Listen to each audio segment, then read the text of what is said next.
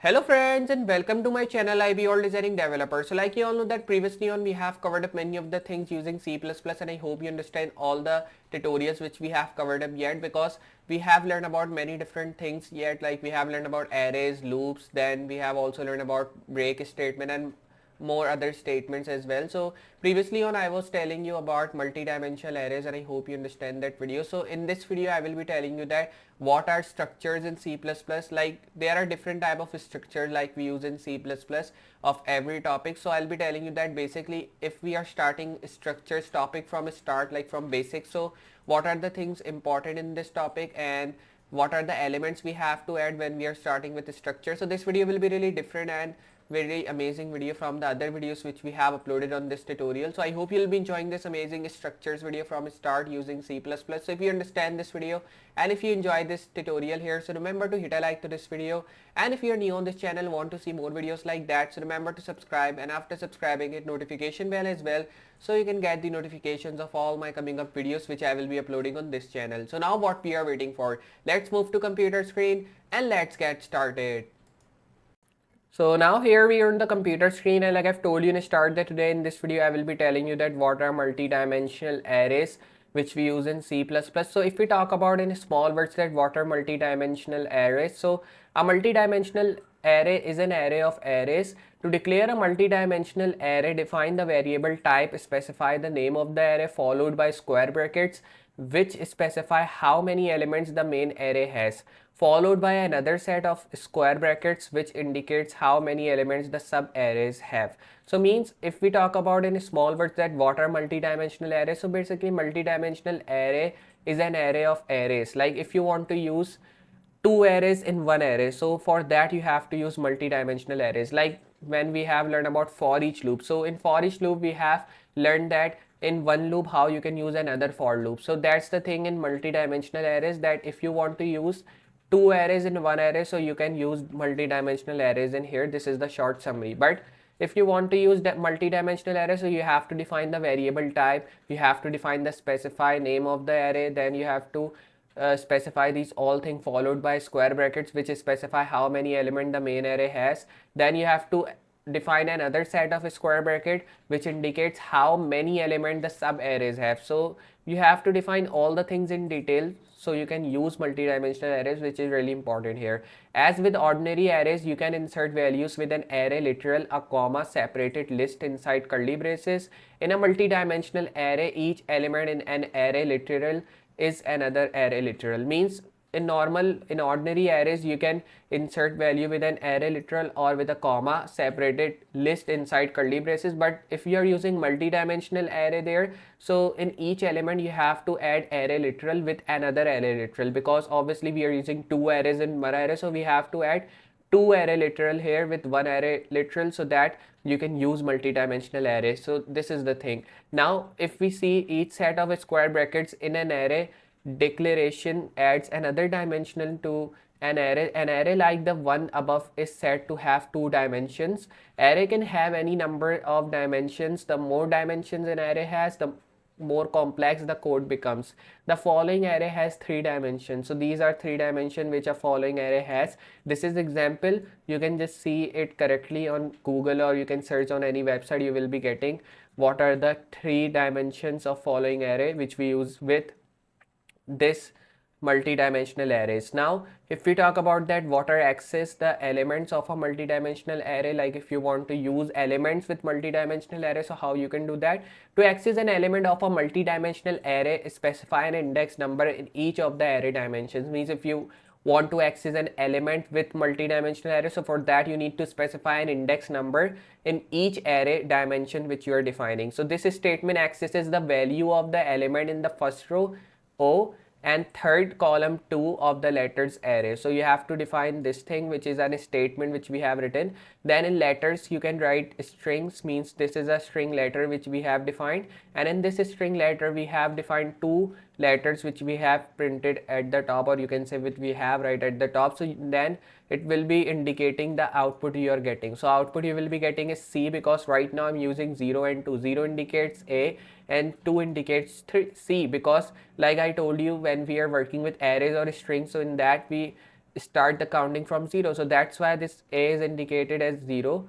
Sorry, yeah, A indicated as 0 and this C indicated as 2. And when we are writing 2 in the count, so the output you're getting is C. So that's the thing. Now if you want to change elements in multidimensional array, so to change the value of an element, refer to the index number of the element in each of the dimensions. You can use this example here. Then if you want to loop through a multidimensional array, so to loop through a multidimensional array, you need one loop for each of the array dimensions. And these are the following example outputs of all elements in the letter array. You can use this example if you want to loop through a multi-dimensional array. So you will need only one loop for each of the array dimensions, which is really cool. So to loop through a multi-dimensional array, you can use this example. Now this example shows how to loop through a three-dimensional array. Means if you're using three-dimensional array, so how you can loop a value through three-dimensional array, you can use this example for that. So you can just see we are getting different examples of each multi-dimensional array and elements which we have to use. Then if we talk about that why we use multi-dimensional arrays, so multi-dimensional arrays are great at representing grids. This example shows a practical use for them. In the following example, we use a multi-dimensional array to represent a small game of battleship. Means if you want to use multi-dimensional array with grids or to represent the grid, so these are the best arrays which you can use. And this example will show that in following example, if we want to use multi-dimensional array to represent a small game of battleship, so how you can do that? You can use this example here if you want to use this multi-dimensional array to see that how we can create a small battleship game or any game you want to create. So this is the thing. Now moving on, at the top I'll be just copying first example here, which is this one. So what I'm going to do is now I'll be just moving down and I'll be copying this example. Then I will be opening my Google Chrome, and here I'll be opening my text editor, which is Replit here, because you all know that previously on we were also using Replit as our IDE. Then I'll be opening my REPL here, and after opening the REPL, I'll be just changing the name here. I'll be writing multi-dimensional arrays like this. Then I will be now pressing enter, and after pressing enter, you can just see we are getting all the things working here. So I will be moving at the top, and these are the multi-dimensional arrays which we are getting. Now after doing this thing, I'll be moving on to Google Chrome here, and after opening Google Chrome, you have to add some of the starting codes of this file so that we can start with it. Then write like this, include iostream here, and then we have to write using namespace std, and then write here init main like this, make open close parenthesis, and then paste all the things. And remember, when you have done that, so you have to return a value as 0 as well in the end. Then after doing this thing, I'll be saving this and I will be running this file. And after running this file, now you will be getting an output as C. Why we are getting an output as C? Because right now in value 2 we have defined the term as C, and now when we are writing 2, so the output we are printed as C because it is 0, A is 0, B is 1 and C is 2. If we write in the place of 2 as 1, so now the output you will be getting is B. So if I run it here, so you can just see now the output we are getting is B. Now if I just change it to 3, so now the output you will be getting will be D. So if I run it here, you can just see the output this time we are getting is D. So like that, you can use different things here, or you can use different arrays to get the different output in your terminal or in your command prompt or anything which you are using as your output thing. So you can just see how we are getting these all things. Now what I'm going to do is here, like I will be now changing these all elements in a dimensional array. Means if you want to change an element in a dimensional array, so you can use this example here. So I'll be using this. Now I'll be copying this thing here, and simply I will be moving on to Google Chrome, and I'll be pasting these all things here in the place of it. And after running this thing, now you can just see the output we are getting is printed as Z. Why we are getting is Z? Because the value we have written is 0 0, and 0 0 indicates A. Then when we are writing equal to Z, and then again we are writing the value as 0 0 because we have created an array of 0 0, so that's why the output we are getting is Z printed here. But if I change this letter to 1 or 2, so the output you will be getting will be from this value or from this array. So this is the thing, that how you can use an elements in array to get different output printed in your command prompt or in your terminal. So I hope you understand that. Now simply if I move on to my file again, and if I want to loop through a dimensional array, so for that I will be using this example here. this example shows that if you want to loop through a dimensional array, so how you can do that. So I will be running this thing, and after running you can just see the output we are getting is a b c d e f g h. From a to h we have written our a b c d, so that's why the output we are getting is from a to h, and our whole array is working in a dimensional. Now if we want to use these all things with three-dimensional array, so you can do that as well. Like I will be moving on this file, then I will be using same thing with three-dimensional array here, and if I just paste it on my Google Chrome in the place of this dimensional array, so now you will be getting the output printed as three-dimensional arrays. All the things will be same, but difference is that now you're using three-dimensional array here, so that's why the output will be same, but now you're using same output with three-dimensional array and it is also working. But if same output we are getting with dimensional array, so we don't have to use three-dimensional array. I'm just telling you that if you want to use, so how you can do that.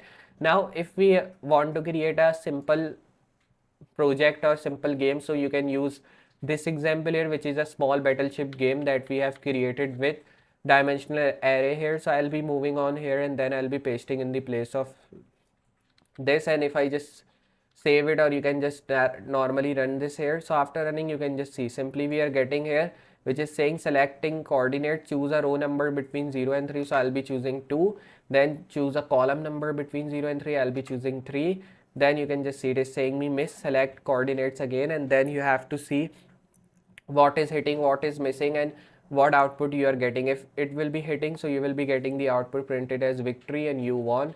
In number of turns you will be getting like this, like you have taken the number of terms, like this is my second number of term which I am taking. So if I won in the second one, so it will be saying number of term as 1, and if I'm winning in third number of turns, so it will be giving me as you won in third number turns. So like this you can use this here, and I hope you understand that how we are using multi-dimensional arrays in C++. So if you have enjoyed this amazing video in which we have learned about multi-dimensional array here, so remember to hit a like to this video, and if you're new on this channel, want to see more videos like that, so remember to subscribe, and after subscribing hit notification bell so you can get the notifications of all my coming up videos which I will be uploading on this channel. So now I will be meeting in next project or in next tutorial video using C++ from start. So for today, goodbye.